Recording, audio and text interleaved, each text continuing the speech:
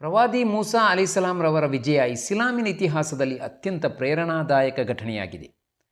ಅವರು ಅಲ್ಲಾಹನ ಆದೇಶದ ಮೇರೆಗೆ ಫಿರ್ಔನಿನ ದೌರ್ಜನ್ಯದಿಂದ ಇಸ್ರಾಯೇಲ್ ಸಂತತಿಯನ್ನು ಮುಕ್ತಗೊಳಿಸಲು ಮುಂದಾದರು. ಆದರೆ ಕ್ರೂರಿ ಫಿರ್ಔನ್ ತನ್ನ ಅಹಂಕಾರದಿಂದ ಮೂಸಾ ಅಲೈಹಿಸ್ಸಲಾಂರವರು ಬೋಧಿಸಿದಂತಹ ಸಂದೇಶವನ್ನು ಅವರು ನಿರಾಕರಿಸಿದರು. ಅದಲ್ಲದೆ ಅವರ ವಿರುದ್ಧ ಅವಹೇಳನವನ್ನು ಕೂಡ ಮಾಡಿದರು. ಅವರನ್ನು ಹಾಗೂ ಅವರ ಅನುಯಾಯಿಗಳನ್ನು ಹಿಂಸಿಸುತ್ತಿದ್ದರು.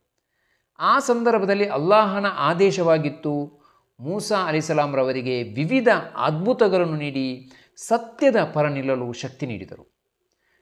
ಆದರೂ ಕೂಡ ಫಿರ್ಔನ್ ಮೂಸಾ ಅಲೈಹಿಸ್ಸಲಾಂರವರ ಸಂದೇಶವನ್ನು ಸ್ವೀಕರಿಸಿದ ಕಾರಣ ಫಿರ್ಔನ್ ಯಾವುದೇ ರೀತಿಯಲ್ಲೂ ಮೂಸಾರವರ ಸಂದೇಶವನ್ನು ಸ್ವೀಕರಿಸಲು ತಯಾರಾಗದ ಪಕ್ಷದಲ್ಲಿ, ಅದೇ ರೀತಿ ಮೂಸಾರ ಸಮುದಾಯವನ್ನು ಕಠಿಣವಾಗಿ ಶಿಕ್ಷಿಸುತ್ತಿರುವಂತಹ ಸಂದರ್ಭದಲ್ಲಿ ಅಲ್ಲಾಹನು ಮೂಸಾರವರಿಗೆ ಆಜ್ಞಾಪಿಸಿದನು ಈ ಊರನ್ನು ಬಿಟ್ಟು ಬೇರೊಂದು ಪ್ರದೇಶಕ್ಕೆ ಹೋಗಲು.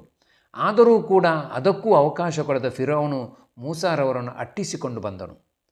ಕೆಂಪು ಸಮುದ್ರದ ಬಳಿ ತಲುಪಿದಾಗ ಮೂಸಾರವರು ಅಲ್ಲಾಹನ ಆಜ್ಞೆಯಂತೆ ಅವರಲ್ಲಿದ್ದಂತಹ ಒಂದು ಬೆತ್ತವನ್ನು ಸಮುದ್ರಕ್ಕೆ ಬಡಿದರು. ಸಮುದ್ರ ಇಬ್ಬಾಗವಾಗಿ ಮೂಸಾ ಮತ್ತು ಮೂಸಾರ ಅನುಯಾಯಿಗಳಿಗೆ ಸಂಚರಿಸಲು ಒಂದು ಸುಗಮವಾದಂತಹ ಒಂದು ದಾರಿಯಾಯಿತು. ಇದನ್ನೇ ಹಿಂಬಾಲಿಸಿಕೊಂಡು ಬಂದಂತಹ ಫಿರ್ಔನ್ ಅಲ್ಲಾಹನ ಶಿಕ್ಷೆ ಅವನ ಮೇಲೆ ಎರಗಿತು.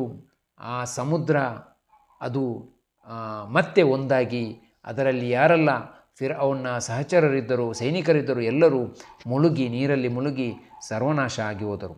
ಈ ಒಂದು ನೆನಪು ಮುಹರ್ರಂ ತಿಂಗಳಲ್ಲಿ ಗತಿಸಿ ಹೋಗಿರುವುದರಿಂದ ಇದು ಒಂದು ಅತ್ಯಂತ ಮಹತ್ವಪೂರ್ಣವಾದಂತಹ ಒಂದು ಗಳಿಗೆಯಾಗಿ ಮುಹರ್ರಂ ತಿಂಗಳಲ್ಲಿ ಆಚರಿಸಲಾಗ್ತಾ ಇದೆ.